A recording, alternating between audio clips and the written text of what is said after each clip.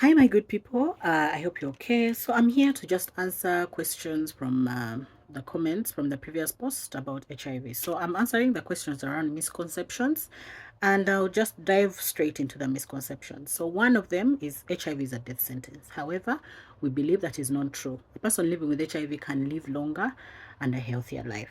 The other one is HIV and AIDS are the exact same thing. That is not true. It's a common misconception, but it's not true.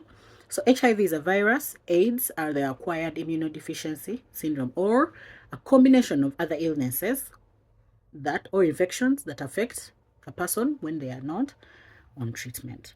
Then if my partner is positive, I'll definitely get infected. That one is not true. So people who are living with HIV and are on medication can live a very long life, and they can also protect their partners from not acquiring HIV. And also, there are other prevention methods that people use when they're in a relationship, especially discordant relationships. For example, like condoms, we have the new prevention interventions, the injectables, the pills, the ring. So there are so many prevention interventions that have come up.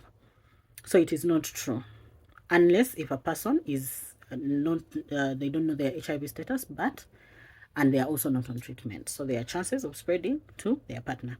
You can tell who has HIV, that is number 4, by just looking at them. So you cannot tell someone who is HIV positive by just looking at them. When you look at me, you cannot believe or tell that I'm HIV positive. The only way you can know that you're HIV positive is by going for the HIV test.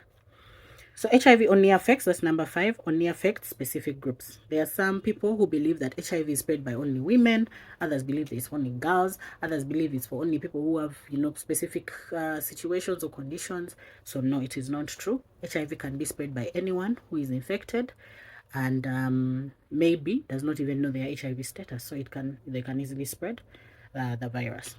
The other one is a person with HIV cannot do a particular job. There are some jobs that have their just clauses that do not require people living with HIV to be recruited. For example, the army, they have their reasons because of the trainings and the work, the timing, and everything.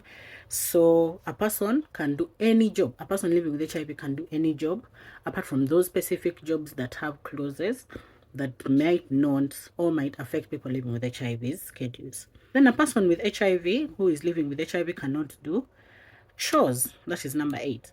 So a person living with HIV, that is mostly among children. So parents believe that if I have all guardians of our caretakers, some strongly believe that a person or a girl or a child who is living with HIV cannot do house chores because they are very weak, they are very sick, they are sickly. But no, I've lived with HIV, I've done house chores, I've done everything. I know how to cook, I know how to clean, I know how to wash clothes. So it doesn't harm to teach these kids how to be responsible citizens in the future. So that is not true. And then lastly, a person living with HIV cannot give birth or cannot have children. That is not true, and we have seen testimonies whereby one of them is mine. I have 2 beautiful children. So people living with HIV can also give birth, can also choose how many children they want, can choose what methods of giving birth do they want, and all those things, as long as they consult their medical provider. So in case there is a misconception that you've not heard from me, or maybe you feel you need to share, please drop it in the comment section and then we shall talk about it more. Until next time, see you.